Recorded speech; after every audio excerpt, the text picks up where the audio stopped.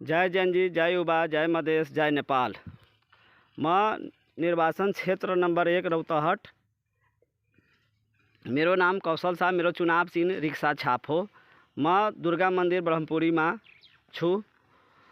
तो म दुर्गा मंदिर को कसम खाएर भन्दैछु, मेरो जित भइसकेपछि यदि मैले घर पीछे एउटा गैस जुन वाचा गरेको छु दिनलाई फ्री में 5 वर्षै, तो त्यही दिन म दिन सक्दैन भने, मेरो मन में छल कपट हुन्छ भने दुर्गा माताले मलाई त्यही दिन मलाई उठाएर लगिहालोस्। म दुनिया में बस्न चाहदिन।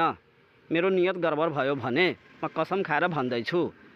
र अर्को कुरो, वार्ड नंबर प्रतिनिधि सभा क्षेत्र रौतहट 1 में 42 वटा वार्ड छ।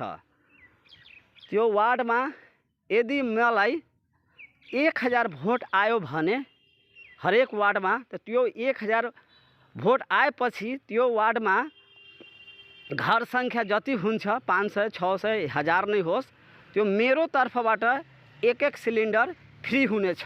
त्यो पनि वाचा गर्दैछु। यो दुर्गा मंदिर में दुर्गा माताले मलाई नियत गडबड भयो भने मलाई त्यही रात में उठाएर लगिदेओस्।